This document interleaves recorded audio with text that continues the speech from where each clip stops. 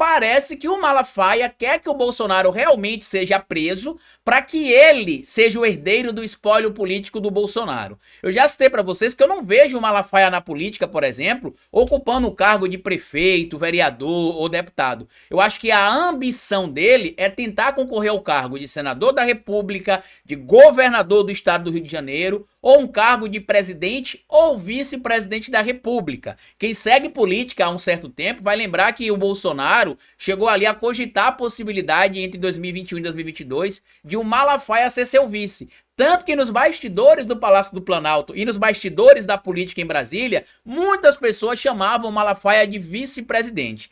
E é o que aconteceu. Naquele evento que aconteceu lá na Avenida Paulista, o Malafaia, como a gente mostrou aqui ontem, atacou o Romeu Zema e o Ronaldo Caiado, dizendo que eles não são bolsonaristas, que eles fingem que apoiam o Bolsonaro, de olho em 2026. O material foi publicado na coluna da Luísa Mazzullo na época. Eu vou até trazer aqui de novo as aspas do Malafaia. Eles estão fingindo que estão próximos de Bolsonaro, mas estão de olho na posição que ele vai deixar. Caiado e Zema querem tirar proveito político dessa massa monumental que apoia Bolsonaro. Querem ser a bola da vez. Esta é a verdade nua e crua. Não acredito neles. São oportunistas. Nunca vi eles, Zema e Caiado, abrirem a boca para fazer uma defesa sobre a perseguição a Bolsonaro. Nunca vi eles falarem nada. E aí muita gente vai entender, né? Vai lembrar disso na época que aconteceu e vai entender do porquê que o Malafaia se coloca como porta-voz da defesa do Bolsonaro, para que ele, né, tente vender a ideia aí para os apoiadores do Bolsonaro, que ele sim é um verdadeiro bolsonarista, é um verdadeiro cristão, porque ele, além de defender o Bolsonaro na igreja, ele defende o Bolsonaro publicamente, inclusive quando ele está sob risco de ser preso nestes atos que ele comumente tem convocado. E aí eu queria mostrar para vocês um ponto importante agora, por quê?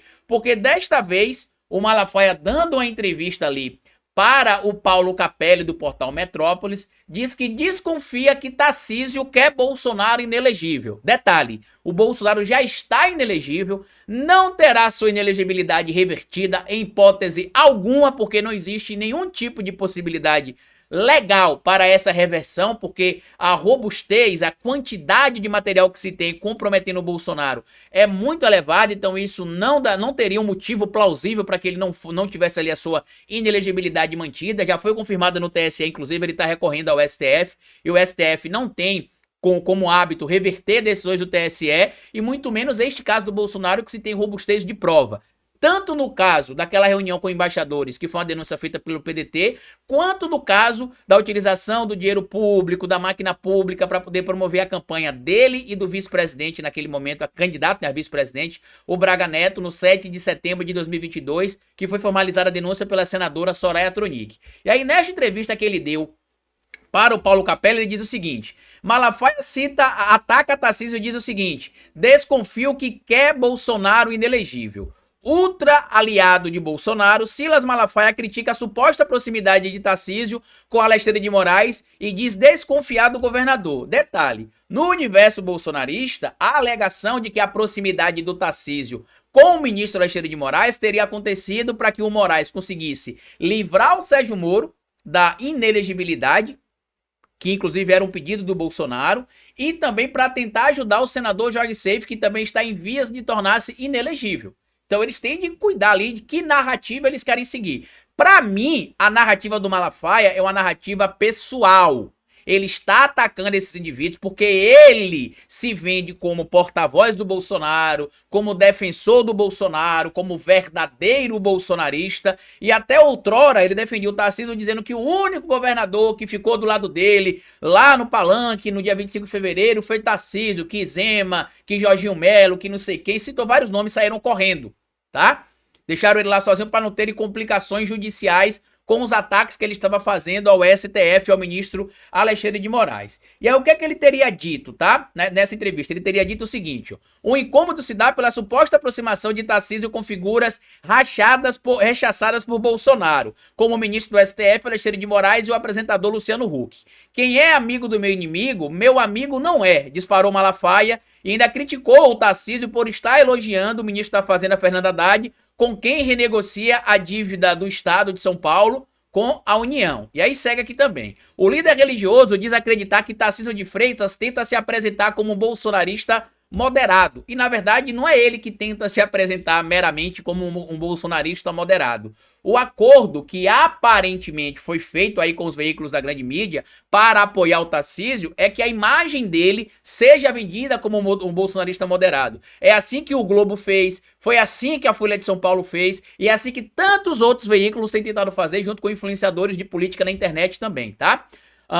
Ou um novo PSDB. E sustenta que mesmo após estreitar relações com Moraes e aceitar do ministro indicação ali para o seu governo, né? Ele disse que não deu sinais da articulação para reverter a inelegibilidade de Bolsonaro, que será analisada pelo Supremo Tribunal Federal. Traduzindo, o Malafaia quer que o Tarcísio de Freitas consiga comprar, de alguma maneira, o apoio do ministro Alexandre de Moraes para reverter a condenação do Bolsonaro. Detalhe, são 11 ministros no STF. 11.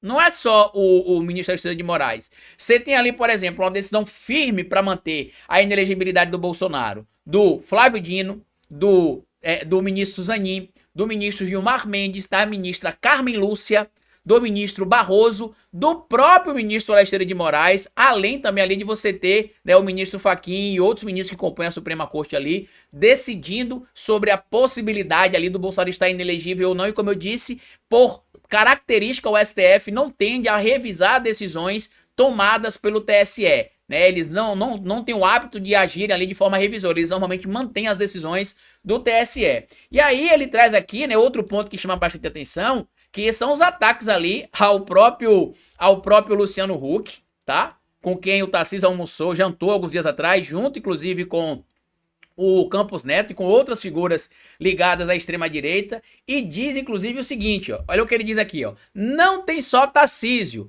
tem um Ratinho Júnior, tem Ronaldo Caiado e tem o Romeu Zema, todos governadores com excelente aprovação, até maior que a dele, mas não está na hora de discutir isso, enquanto não houver decisão final, Bolsonaro é o candidato, já tem decisão, Malafaia.